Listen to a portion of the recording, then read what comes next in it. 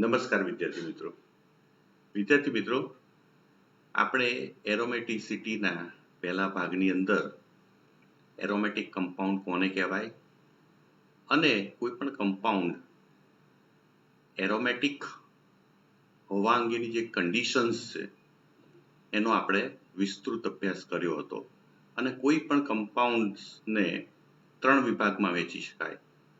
કાં તો એ non aromatic હશે અથવા તો એ એરોમેટિક અથવા એન્ટી એરોમેટિક હશે. તો આમ મિત્રો આપણે પહેલા ભાગની અંદર કોઈ પણ સંયોજન એરોમેટિક છે, એન્ટી એરોમેટિક છે કે નોન એરોમેટિક છે એ સહેલાઈથી નક્કી કરવાનું શીખી ગયા. મિત્રો આપણે જાણીએ છીએ કે એરોમેટિક કોઈ પણ કમ્પાઉન્ડ હોય એ સૌથી વધુ સંસ્પદનને કારણે સ્થાયી હોય છે. ત્યારબાદ નોન એરોમેટિક અને સૌથી ઓછો સ્થાયી કમ્પાઉન્ડ જે છે એ એન્ટી એરોમેટિક હોય છે.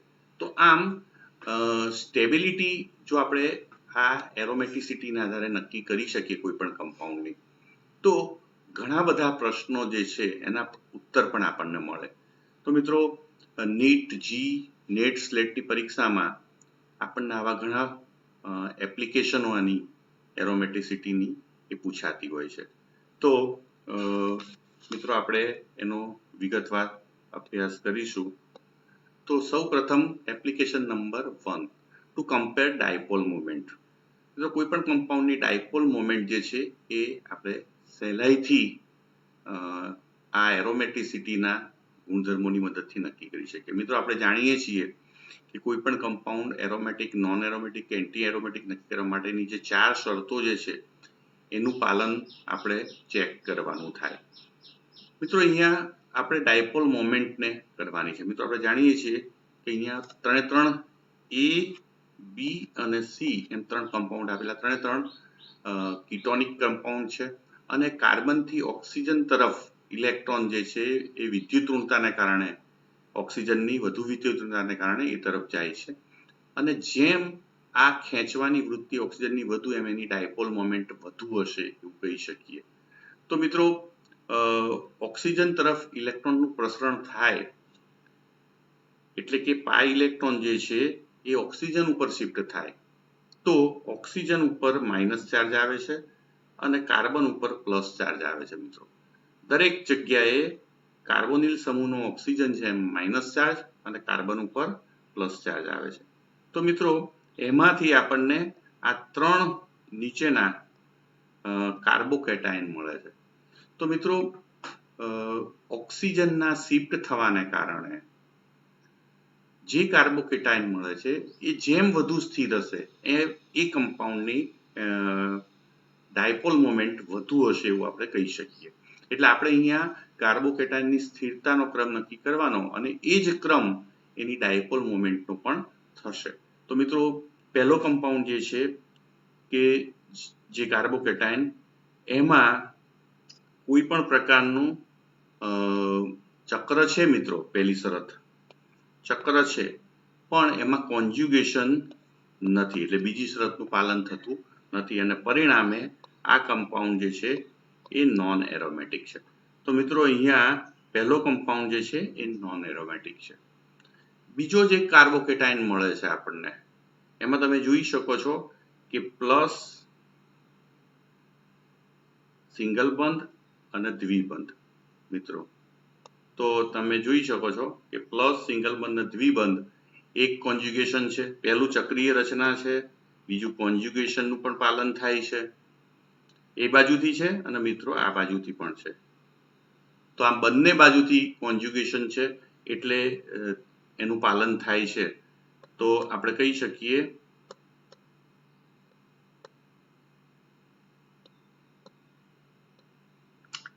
હવે મિત્રો ત્રીજું જે છે, પહેલી શરત પાલન થાય છે, બીજીનું પણ પાલન થાય છે. હવે ત્રીજી શરતની વાત કરીએ તો ત્રીજી શરત જે છે એ પ્લેનર છે કે કેમ. મિત્રો અહીંયા આ કાર્બન ને આ કાર્બન બંને સરખા છે, સમાન છે, સમતુલ્ય છે અને બંનેમાં 3 સિગ્મા બંધ હોવાથી એ sp2 સંકૃત કાર્બન. મિત્રો આપણે દ્વિબંધયુક્ત કાર્બન હંમેશા sp2 સંકૃત કાર્બન હોય છે એ જાણીએ છીએ. મિત્રો અહીંયા જે આ કાર્બોકેટાયન જે છે એનો કાર્બન જે છે એમાં પણ એક H હોય છે, એટલે કુલ 3 સિગ્મા છે અને લોન પેર ઇલેક્ટ્રોન નથી, એટલે અહીં પણ સંકરણ sp2 થશે। તો આમ ત્રણે ત્રણ કાર્બન એ sp2 સંકરણ ધરાવતા હોવાથી એ પ્લેનારિટી પણ ના પાલન કરે છે। હવે ચોથું જે છે એ હકલ્સ રૂલને આપણે જોવાનો છે। તો મિત્રો અહીંયા તમે જોઈ શકો છો કે એક દ્વિબંધ છે એટલે 2 પાઈ ઇલેક્ટ્રોન છે અને પોઝિટિવ ચાર્જ જે છે ત્યાં ઇલેક્ટ્રોન હોતા નથી અને પરિણામે આખી સિસ્ટમમાં 2 પાઈ ઇલેક્ટ્રોન છે, એટલે 4n+2 પાઈ ઇલેક્ટ્રોનનું પાલન થાય છે, એટલે આ જે કાર્બોકેટાયન જે છે એ એરોમેટિક ગુણધર્મ ધરાવે છે। તો આમ જે બીજો કાર્બોકેટાયન મળ્યો બી માંથી એ એરોમેટિક ગુણધર્મ ધરાવે છે। હવે મિત્રો સી માંથી મળે છે એનું આપણે જોઈએ। તો અહીંયા પહેલું ચક્ર છે એટલે ચક્રીય છે, બીજું એમાં જે કોન્જ્યુગેશન છે એને પણ તમે જોઈ શકો છો, પ્લસ સિંગલ બંધ પાઈ બંધ સિંગલ બંધ પાઈ બંધ એમ આગળ ચાલે છે, એ રીતના આ બાજુથી પણ છે મિત્રો। તો બધા જ પરમાણુઓ કોન્જ્યુગેશનમાં છે અને પરિણામે આપણે કહી શકીએ કે બીજી શરતનું પણ પાલન થાય છે। તો ત્રીજી શરતની વાત કરીએ તો અગાઉ આપણે વાત કરેલી કે આ ચારે કાર્બન જે છે એ sp2 હાઇબ્રિડાઇઝ છે, કારણ કે દ્વિબંધયુક્ત કાર્બન છે, જ્યારે આ કાર્બન જે છે એ પણ sp2 હાઇબ્રિડાઇઝ છે, કારણ કે અહીંયા પણ H છે એટલે 3 સિગ્મા છે, 3 સિગ્મા હોવાને કારણે sp2 હાઇબ્રિડાઇઝ થાય છે, એટલે 5 કાર્બન પરમાણુઓ sp2 હાઇબ્રિડાઇઝ હોવાથી સમતલીય છે, એટલે ત્રીજી શરતનું પણ પાલન થાય છે। હકલ્સ રૂલની વાત કરીએ તો મિત્રો અહીંયા 2 પાઈ બંધ છે એટલે કે 4 પાઈ ઇલેક્ટ્રોન આવેલા છે। તો મિત્રો અહીંયા 4 પાઈ ઇલેક્ટ્રોન છે અને જો 4 પાઈ ઇલેક્ટ્રોન હોય તો 4n પાઈ નું પાલન થાય છે, એટલે સંયોજન જે છે એ એન્ટી એરોમેટિક છે। તો મિત્રો આમ એક સંયોજન જે છે એ નોન એરોમેટિક છે, એ બી છે એરોમેટિક છે અને સી જે છે એ એન્ટી એરોમેટિક છે। તો મિત્રો આપણે જાણીએ છીએ કે સૌથી વધુ સ્થાયી એરોમેટિક હોય છે, ત્યારબાદ નોન એરોમેટિક અને સૌથી ઓછું એન્ટી એરોમેટિક છે, એટલે એ રીતે જોવા જઈએ તો એરોમેટિક જે છે એ બી છે, નોન એરોમેટિક છે એ છે અને એન્ટી એરોમેટિક જે છે એ સી છે।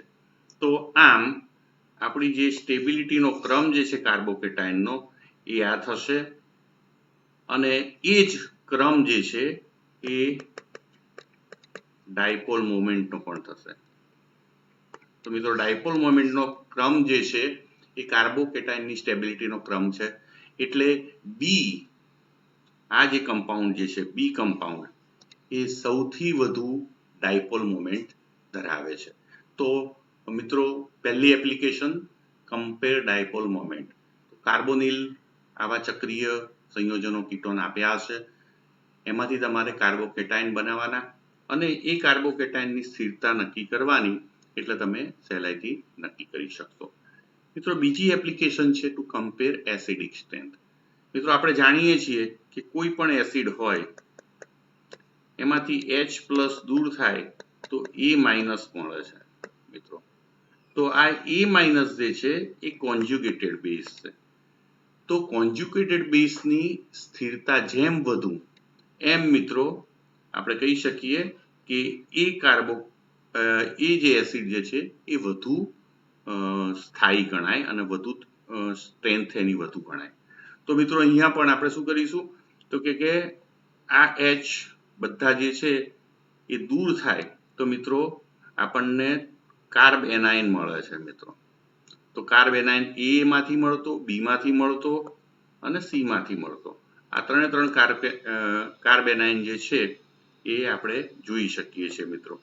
તો કાર્બ એનાયન જે છે એ ABC માંથી, હવે એ ત્રણેય કાર્બ એનાયન જે છે એને આપણે એરોમેટિસિટીના આધારે એ એરોમેટિક છે, એન્ટી એરોમેટિક છે કે નોન એરોમેટિક એનો સ્થિરતાનો ક્રમ નક્કી કરીશું।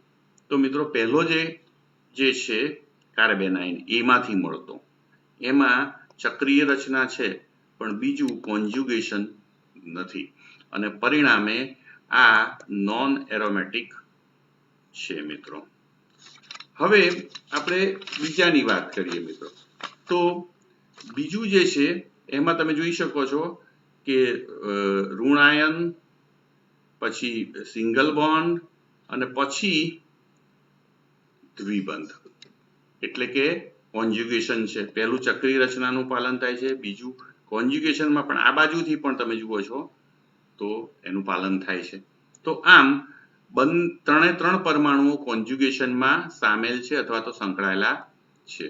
તો આપણે કહી શકીએ કે કોન્જ્યુગેશનનું પણ પાલન થાય છે, એટલે પહેલી અને બીજી બંને શરતનું પાલન થાય છે. હવે ત્રીજી શરતની વાત કરીએ મિત્રો, તો ત્રીજી શરતમાં પ્લેનારિટી, તો તમે જુઓ છો આ બંને જે છે એ sp2 સંકૃત કાર્બન છે, કારણ કે દ્વિબંધુક કાર્બન છે.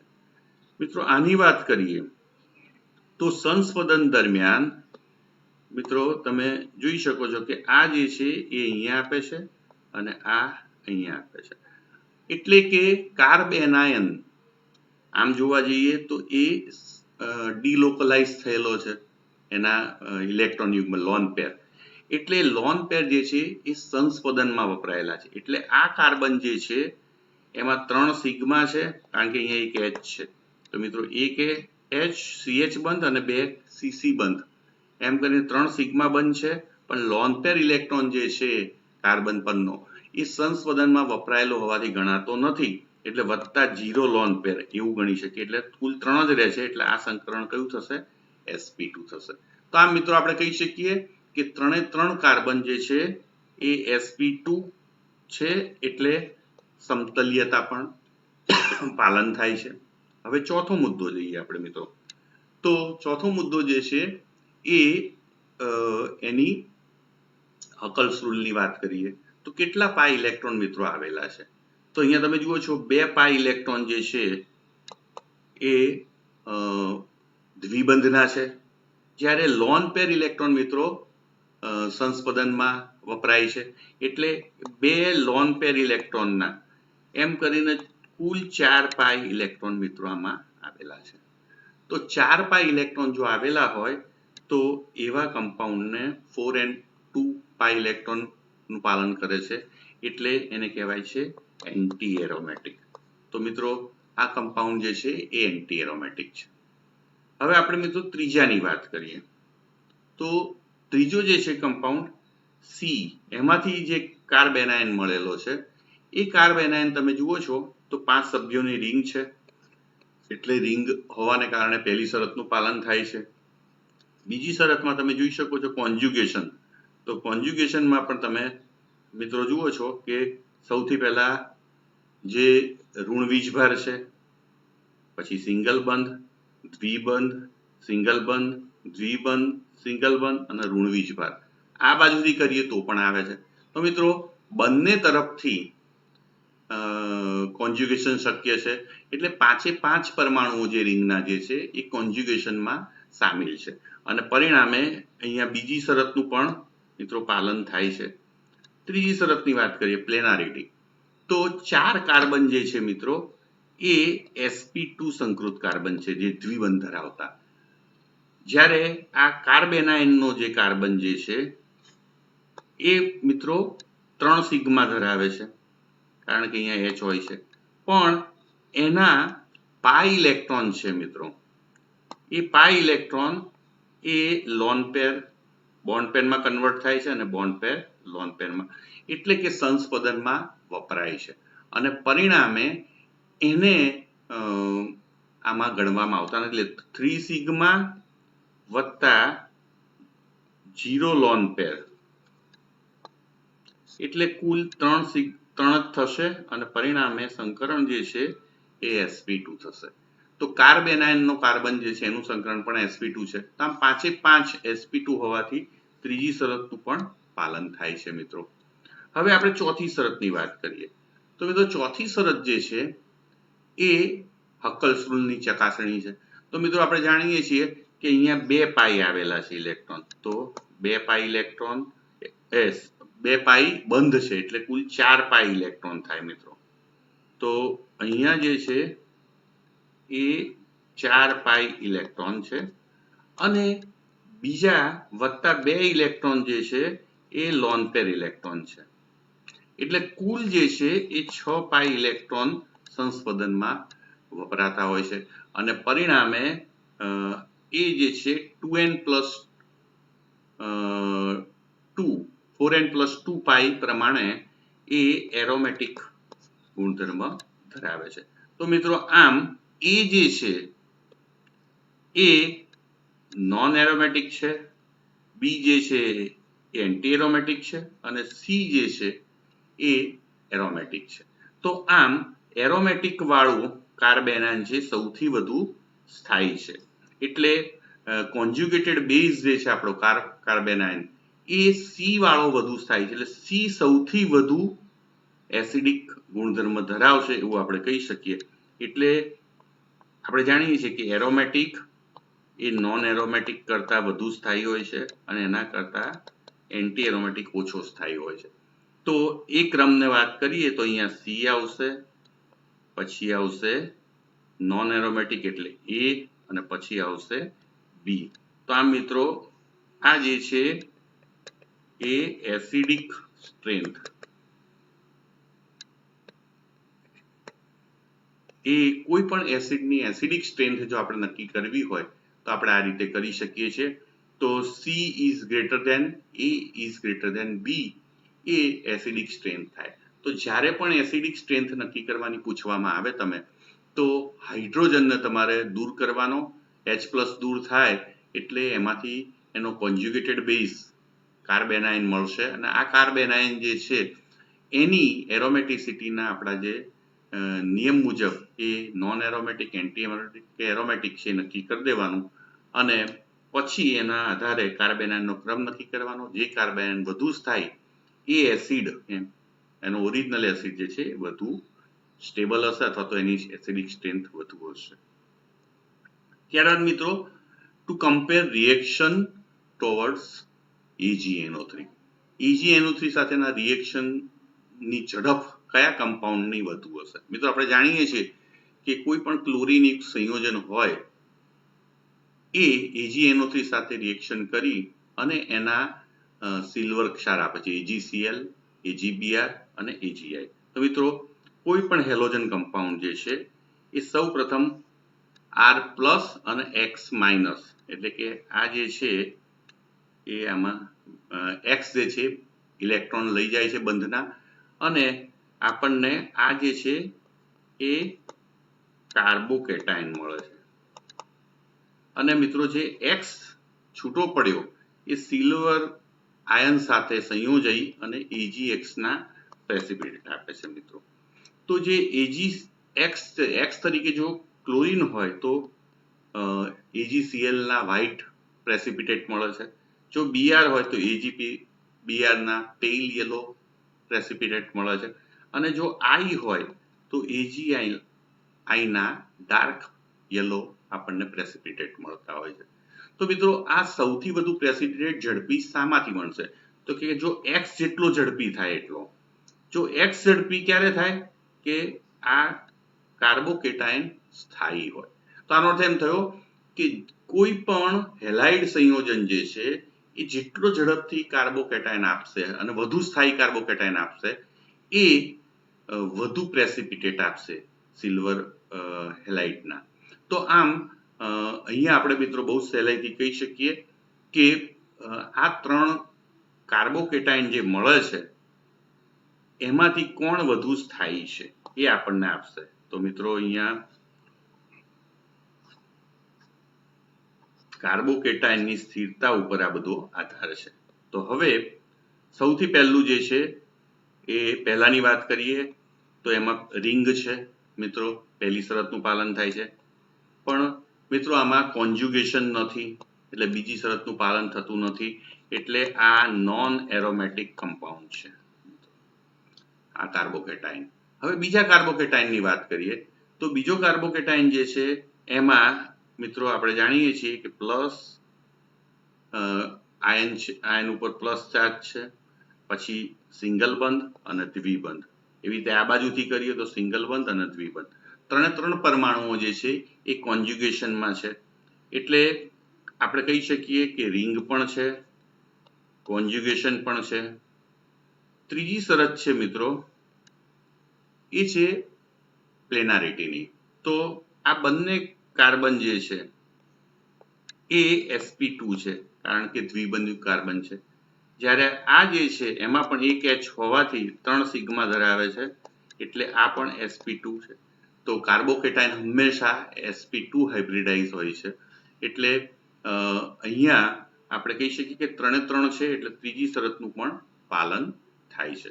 મિત્રો ચોથી શરત આપણે જોઈએ તો અહીંયા મિત્રો બે દ્વિબંધના 2 પાઈ ઇલેક્ટ્રોન, પરંતુ ત્રીજા કાર્બન ઉપર પોઝિટિવ ક્યાંય પણ ઇલેક્ટ્રોન નથી એટલે માત્ર 2 પાઈ ઇલેક્ટ્રોન જ થાય છે અને પરિણામે શરતનું પાલન થાય છે 4n+2 એટલે કે કમ્પાઉન્ડ જે છે આપણો એ એરોમેટિક છે. ત્રીજો સી માંથી મળતો કાર્બોકેટાયન અગાઉ વાત કરી એમ પહેલી શરત જે છે એનું પાલન થાય છે, બીજી શરતનું પણ પાલન થાય છે. કેમ? કારણ કે અહીંયા મિત્રો પ્લસ ચાર્જ છે, પછી સિંગલ બોન્ડ, દ્વિબંધ, સિંગલ બોન્ડ, દ્વિબંધ, સિંગલ બંધ અને પોઝિટિવ ચાર્જ બંને બાજુથી 5 પરમાણુઓ રિંગના એ કોન્જ્યુગેશનમાં ભાગ લે છે. ત્રીજો જે છે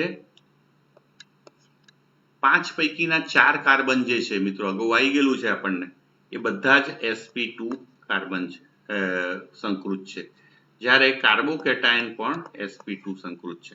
એટલે ત્રીજી શરતનું પણ મિત્રો પાલન થાય છે. હવે ચોથી શરતની વાત કરીએ તો અહીંયા 2 પાઈ બંધ આવેલા છે એટલે 4 પાઈ ઇલેક્ટ્રોન આમાં આવેલા છે. તો 4 પાઈ ઇલેક્ટ્રોન આવેલા હોય મિત્રો તો એ એન્ટી એરોમેટિક કહેવાય. તો આમ મિત્રો આપણે કહી શકીએ કે એ જે છે કાર્બોકેટાયન એ નોન એરોમેટિક છે, બી જે છે એ એરોમેટિક છે, જ્યારે સી જે છે એ એન્ટી એરોમેટિક છે. તો મિત્રો એ સૌથી વધુ સ્થાયી છે એરોમેટિક બી કમ્પાઉન્ડ અને પરિણામે એ બહુ જ સહેલાઈથી એના કાર્બોકેટાયનમાં રૂપાંતર. તો અહીં પણ એ જે છે એરોમેટિક એ નોન એરોમેટિક કરતા વધુ સ્થાયી છે અને નોન એરોમેટિક એન્ટી એરોમેટિક કરતા વધુ.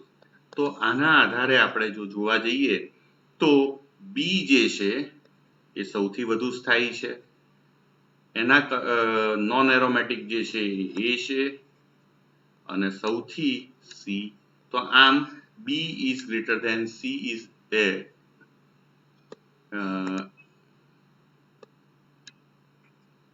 આ જે છે આપણો ક્રમ છે અને આ ક્રમ જે છે એ રિએક્શન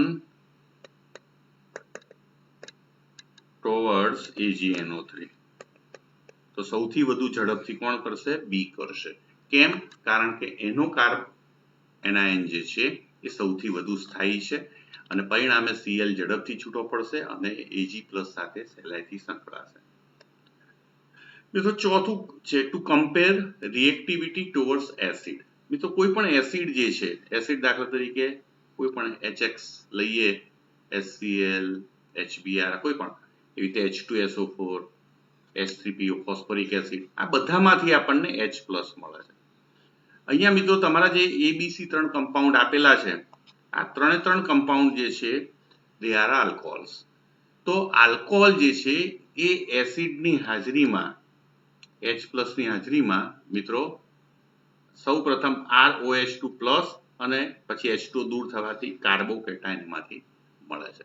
તો આનો અર્થ એમ થયો કે કોઈ પણ આલ્કોહોલ જે છે એ એસિડ સાથે રિએક્શન કરી અને કાર્બોકેટાયન આપે છે. તો મિત્રો આ મળતો કાર્બોકેટાયન જેમ વધુ સ્થાયી હશે એમ પેલો આલ્કોહોલ જે છે એની રિએક્ટિવિટી વધુ હશે એસિડ સાથે, એવું આપણે કહી શકીએ. તો અહીં પણ આપણે કાર્બોકેટાયન સ્થાયી જે છે એ જોવાનો છે. અગાઉ આપણે જોઈ ગયા છીએ એટલે અહીંયા આપણે ફરીથી એની રિપીટેશન નથી કરતા, પણ જે પહેલો એ કાર્બોકેટાયન છે એ નોન એરોમેટિક છે. બી કાર્બોકેટાયન જે છે મિત્રો એ એરોમેટિક છે, જ્યારે સી જે છે મિત્રો એ એન્ટી એરોમેટિક છે.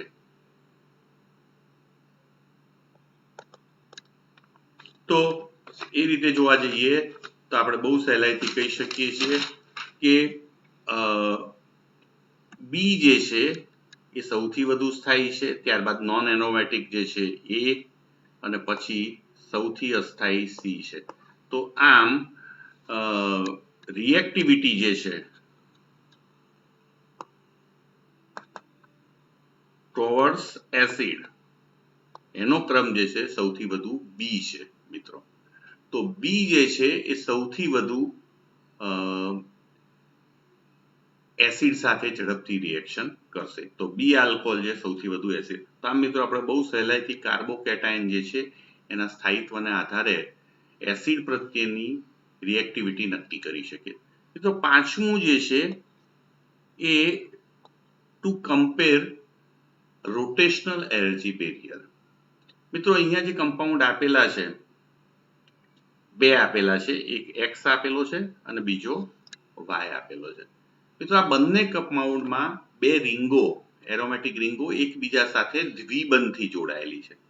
તમે જોઈ શકો છો મિત્રો અહીંયા આ રીતે દ્વિબંધી. મિત્રો સિંગલ બંધ હોય, ધારો કે આ બે રીંગ છે, એની વચ્ચેનો બંધ જે છે એ સિંગલ બંધ હોય તો ફ્રી રોટેશન થાય છે મિત્રો.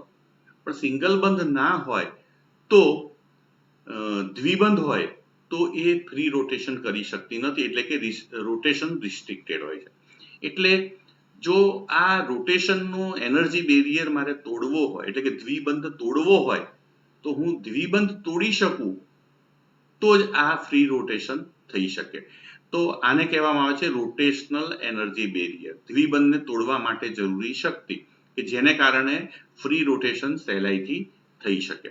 તો મિત્રો અહીંયા મેં પહેલો જે છે એની આપણે વાત કરીએ મિત્રો. તો એની અંદર તમે જોઈ શકો છો કે લાલ એરાથી દર્શાવેલું છે કે ફ્રી રોટેશન થાય. હવે મિત્રો જો યલો એરાથી દર્શાવેલું છે અહીંયા ઓરેન્જ, કે જો આ ઇલેક્ટ્રોન દ્વિબંધના આ કાર્બન પાસે જાય અથવા તો આ કાર્બન પાસે થાય.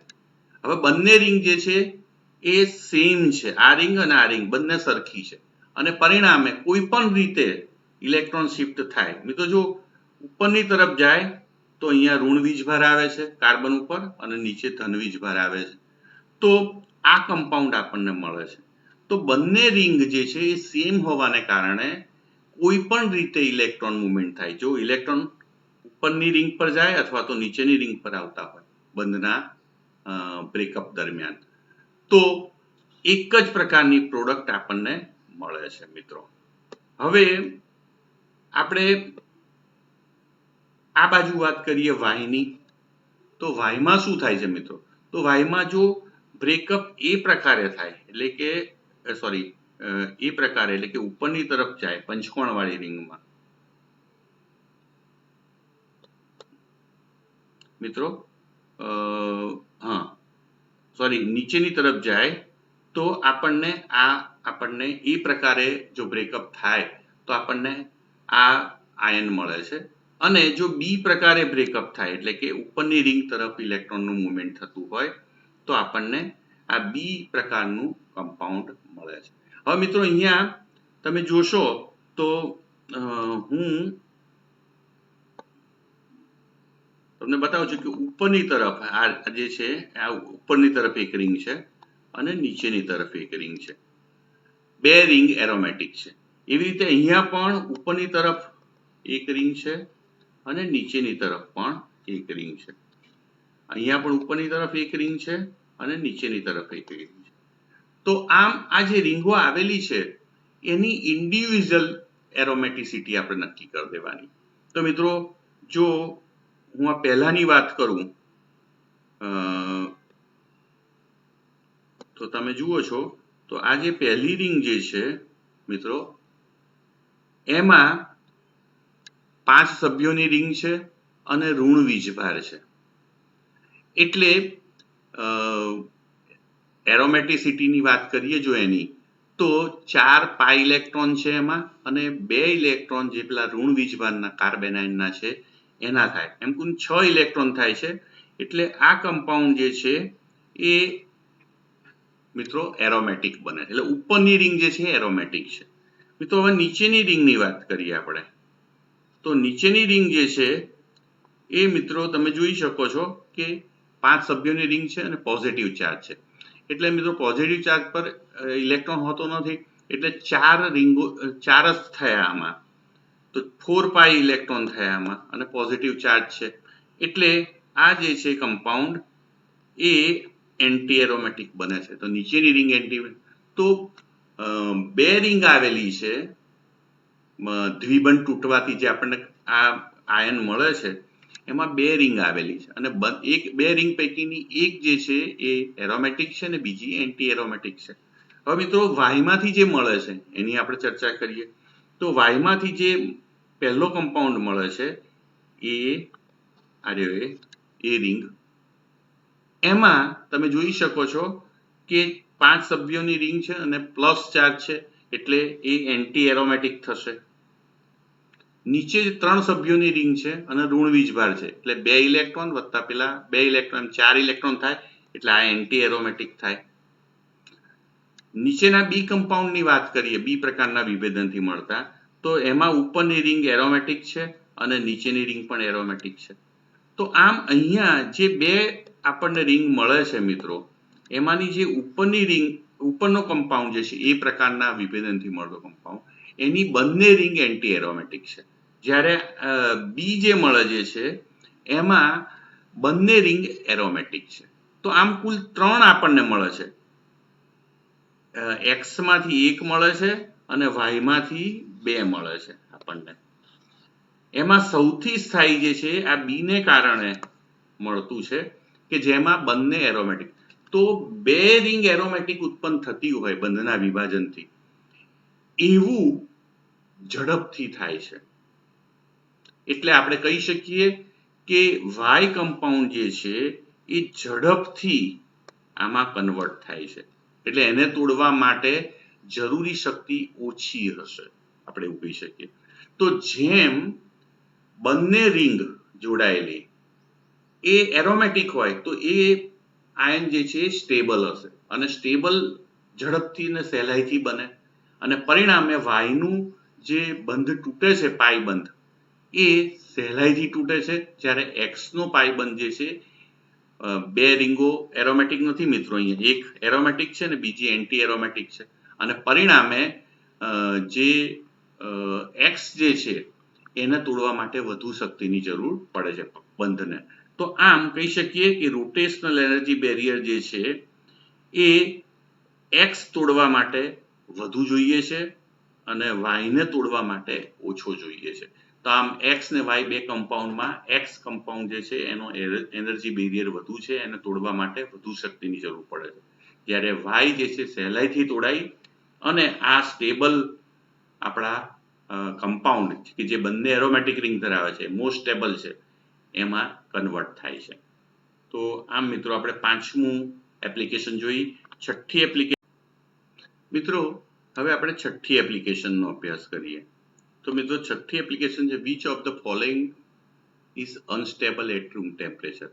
જો મિત્રો તમને કોઈ પણ કમ્પાઉન્ડ આપેલો હોય એ રૂમ ટેમ્પરેચરે સ્ટેબલ છે કે અનસ્ટેબલ. જો મિત્રો કમ્પાઉન્ડ એરોમેટિક હોય તો એ સ્ટેબલ અને એન્ટી એરોમેટિક હોય તો અનસ્ટેબલ. આટલી વસ્તુ યાદ રાખવાની છે. તો મિત્રો અહીંયા ABCD એમ 4 કમ્પાઉન્ડ આપેલા છે. આ ચારે 4 કમ્પાઉન્ડ જે છે એમાંના પહેલા 3 કમ્પાઉન્ડ જે છે કે જે કીટોન છે, એટલે એના ઓક્સિજન જે પર વિદ્યુતઋણ હોવાથી ઇલેક્ટ્રોન શિફ્ટ થાય તો અહીંયા પોઝિટિવ ચાર્જ બધા ઉપર આવશે. તો આ પહેલા 3 કમ્પાઉન્ડ છે ABC, એમાંથી આપણને 3 કાર્બોકેટાયન મળે છે. તો કાર્બોકેટાયનમાં પહેલો જે છે મિત્રો એ એન્ટી એરોમેટિક છે, બીજો જે છે એ એરોમેટિક છે, ત્રીજાની અંદર મિત્રો 7 સભ્યોની રિંગ છે અને અહીં પણ પોઝિટિવ ચાર્જ, પછી સિંગલ બંધ, દ્વિબંધ, સિંગલ બંધ, દ્વિબંધ, સિંગલ બંધ, દ્વિબંધ, સિંગલ બંધ. તો મિત્રો અહીંયા સંપૂર્ણપણે જેને કહેવાય કે કોન્જ્યુગેશન છે, અને પરિણામે કે છે પહેલી શરતનું પણ પાલન થાય છે, બીજીનું પણ થાય છે, ત્રીજી પણ પ્લેનર છે. 7 પૈકીના 6 દ્વિબંધયુક્ત કાર્બન જે છે એ sp2 છે, જ્યારે કાર્બોકેટાયન હંમેશા sp2 હોય છે.